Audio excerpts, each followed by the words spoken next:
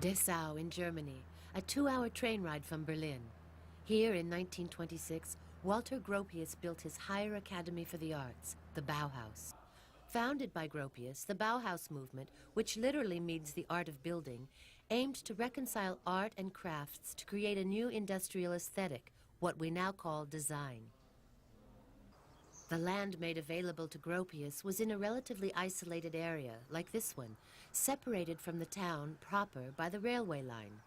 The architect would not have to situate his building within the restrictions of the urban fabric. No sightlines or elevations needed to be respected. He was both the project's backer and its client. As a result, he could design a building adapted to the true needs of his school, the Higher Academy for the Arts, with its workshops, an area for the administrative department, a collective area with a theater and a refectory, studio accommodation for the students, housing for the teachers, and a technical school to train young apprentices as requested by the Dessau City Council. He opted for an interlocking system by linking the different elements in a deliberately asymmetric form.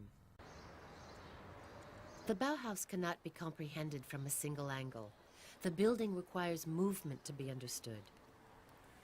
The pedestrian must start walking and, in looking for the school's entrance, will only find a discrete door that seems to deny that the center, or best angle for vision, as in classical architecture, is located there. A global style of architecture appears, with vast surfaces and different heights corresponding to the various needs of the school.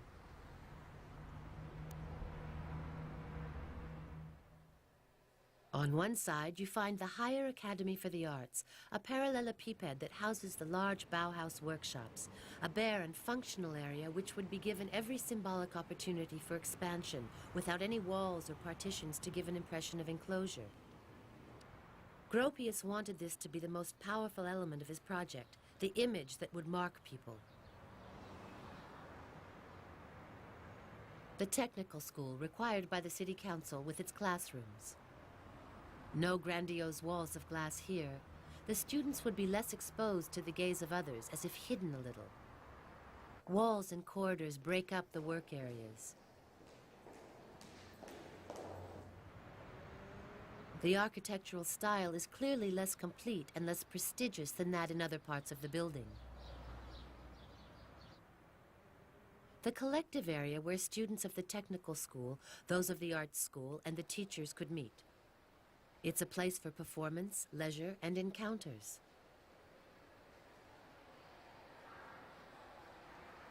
On the facade, in the alternation of glass and concrete, Gropius shows that this is a protected and even slightly private area, different from the work areas. Housing for the students. 24 studio flats on 4 floors. This is the highest section of the building. The rooms extend out onto tiny balconies that provide a feeling of additional space.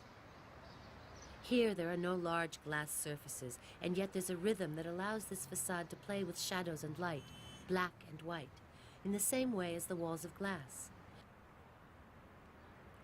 The school's administrative department, as well as the director's office, the one that Gropius was going to build for himself, also had to be at the center of the building, in a raised position, linking the two schools, Bauhaus and its workshops, and the technical school. But Walter Gropius's brilliant idea is well and truly there. A facade bearing only its own weight without any link to the floor, like a curtain of glass. A simple facade that no longer plays the role of a bearing element in the building, leaving this task to the pillars set back from the facade proper. Walter Gropius's project was essentially a practical one. He intended to show the industrialists just how rational his ideas were. 4 stairwells lead to vast free surfaces, areas whose partitioning is adjustable at will. All superfluous elements have been removed. The load-bearing walls are highlighted. The pillars are strengthened and artistically designed. All the different areas communicate with each other.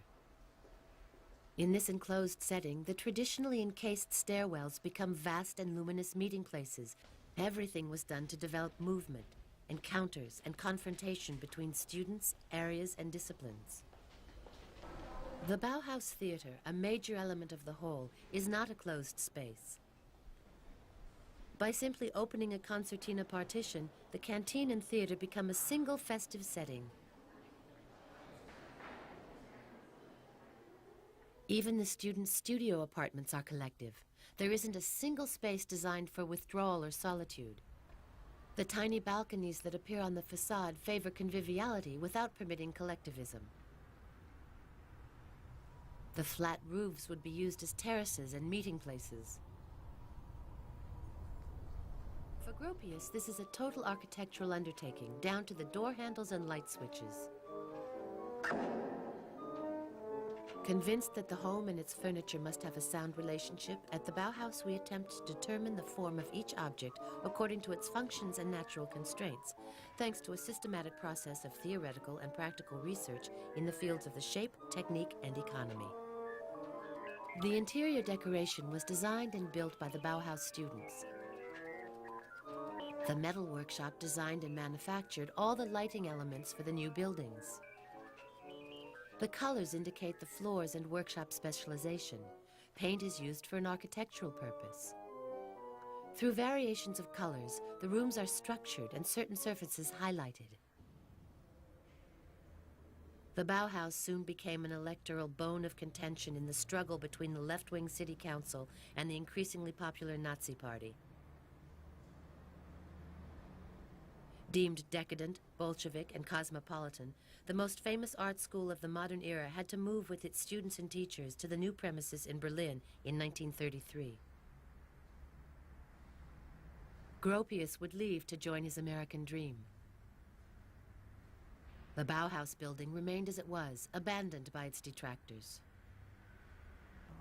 In 1945, the building's facades were partially destroyed during the Allied bombing of Dessau, and Gropius's house was destroyed entirely.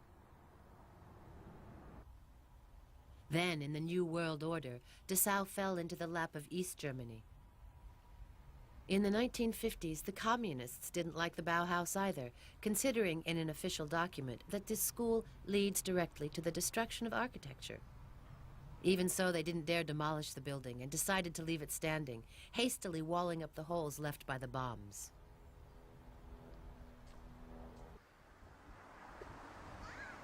It would be another 20 years before official opinion changed. In 1976, the Bauhaus was restored. After the fall of the Berlin Wall, the teachers' homes were turned into exhibition areas.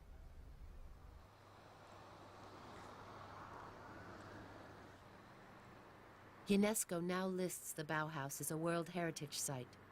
The building has been reopened to the public, part school, part museum.